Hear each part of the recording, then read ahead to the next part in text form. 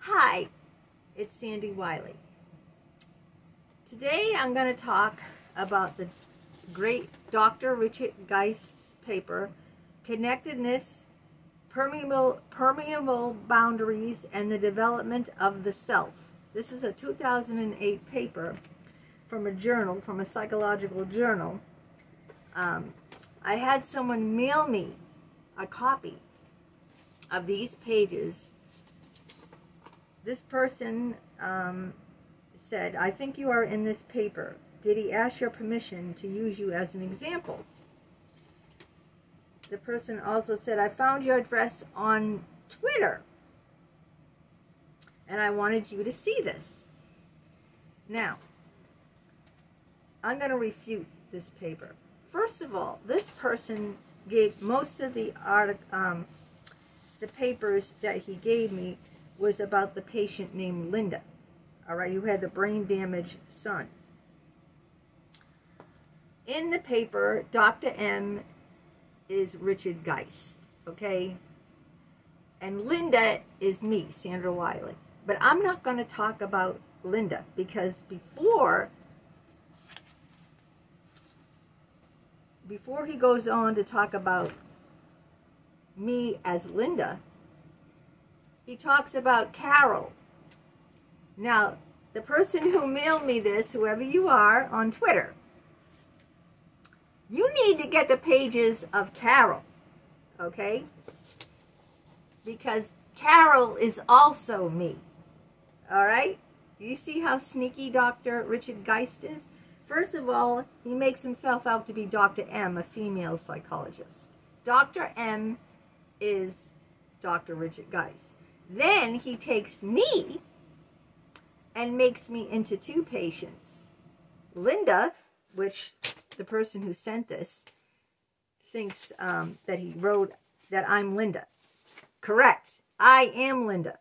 But I'm also Carol, who he talks about before Linda. And he didn't send me, or she, I don't know if this is a man or a woman who sent me this.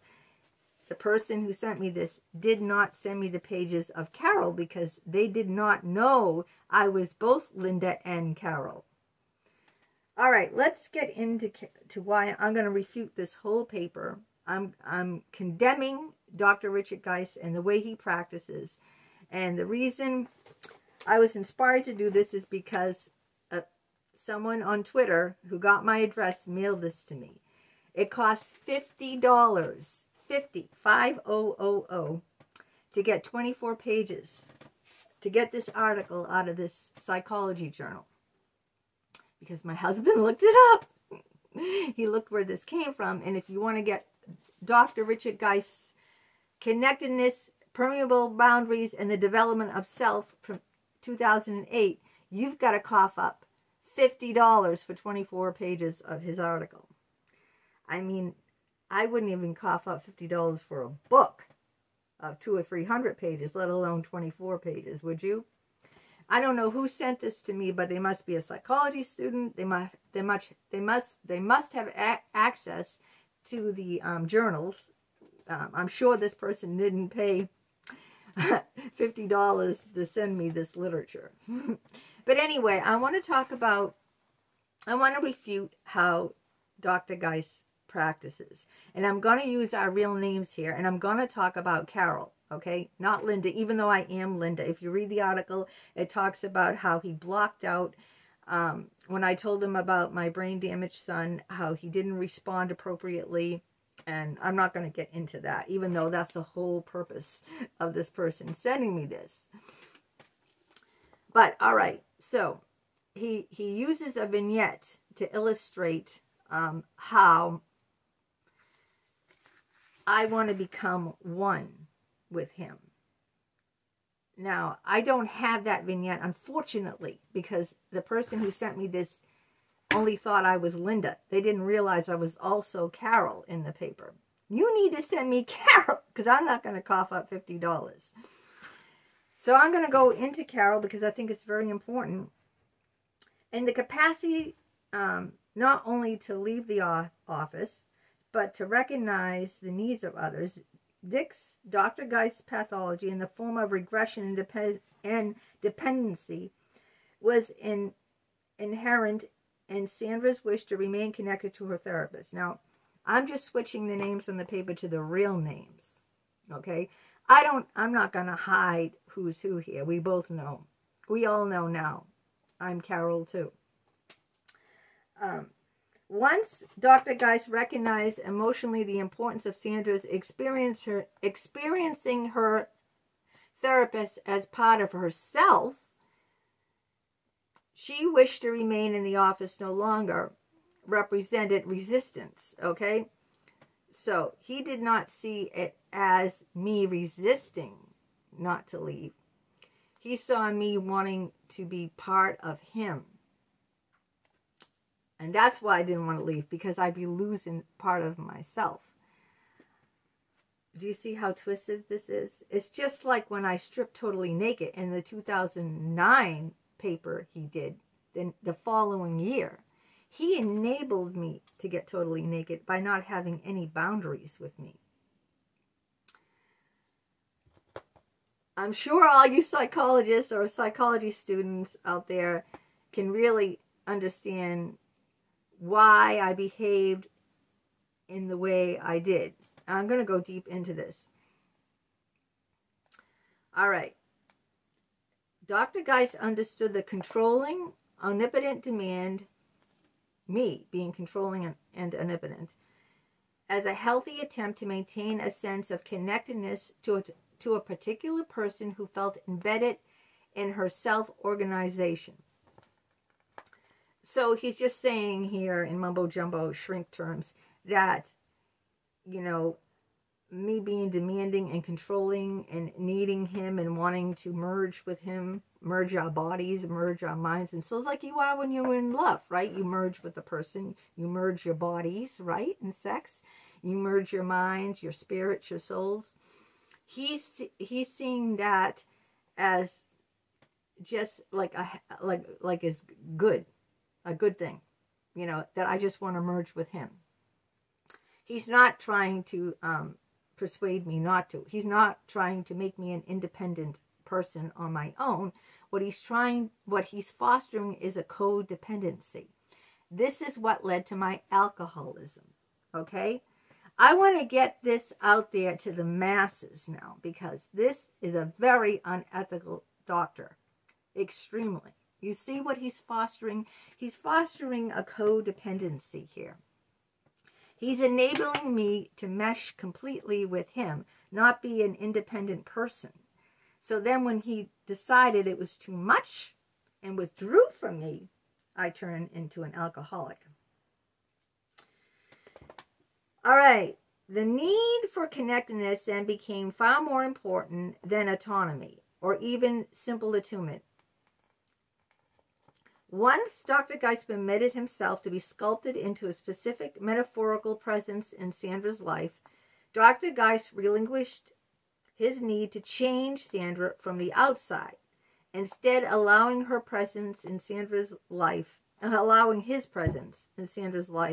catalyze attention, modulating capacities endemic to the patient's sense of self. All right, I know it's a lot of mumbo jumbo, but I'm going to sum this up for you.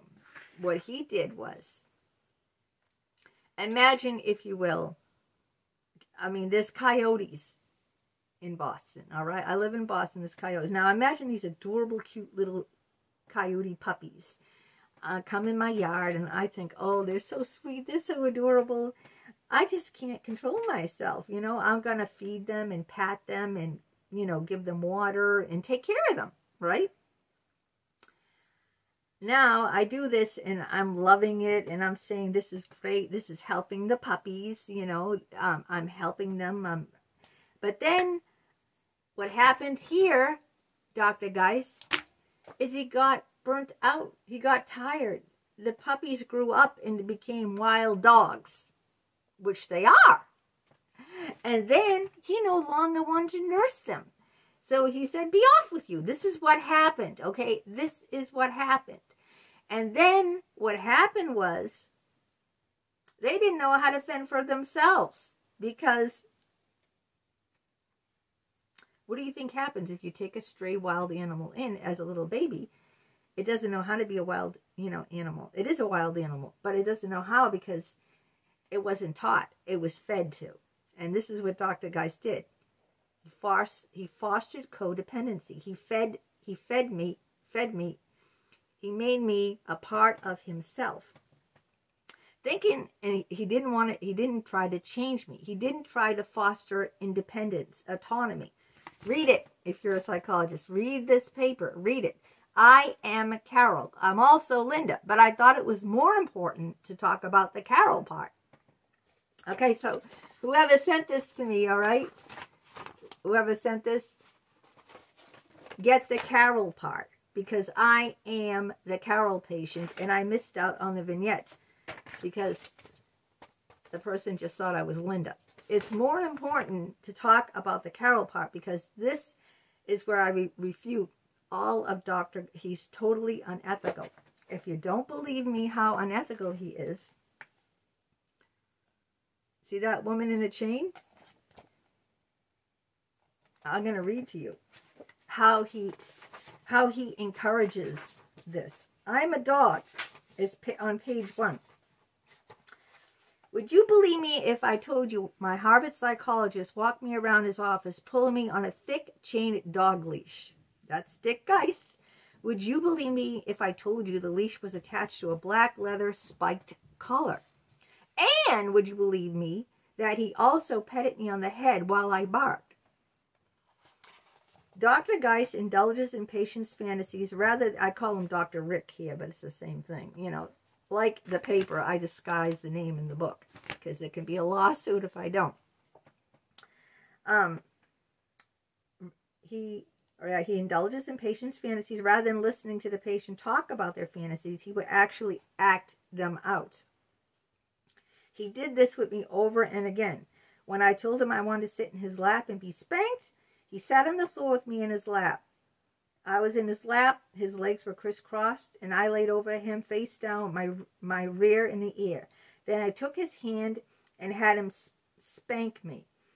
When I told him he was spanking me, he replied, "You're doing that."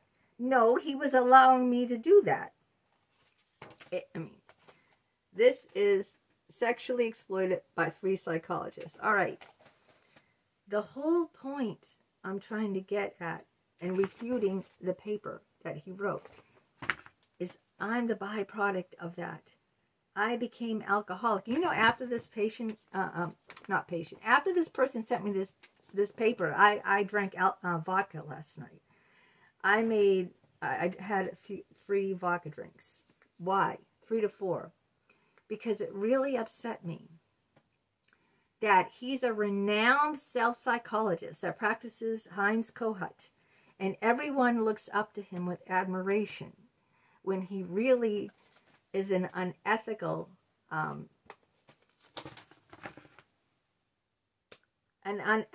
doctor who fosters codependency for his own omnipotent needs, to stroke his own narcissistic ego. I don't know how to say it any more clearer.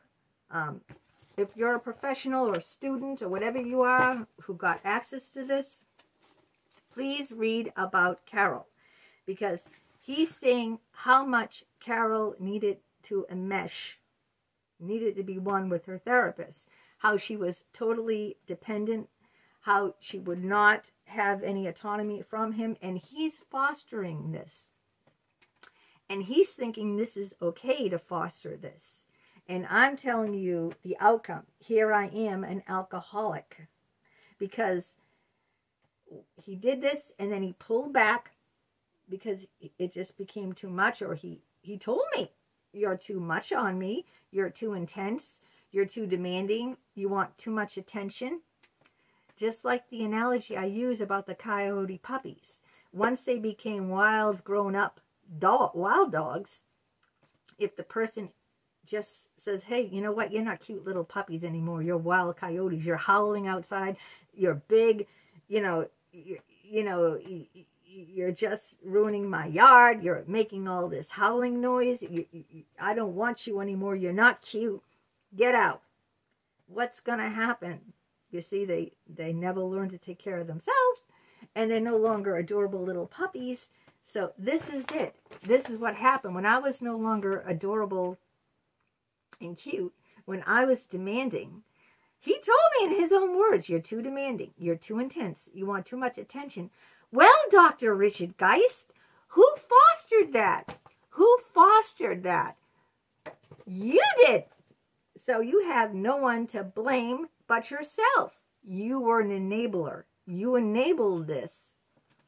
I need to get this out to the masses because this is abuse, okay? Read it. This is his writing. Read it. This is his paper. Dr. Richard Geist in this journal.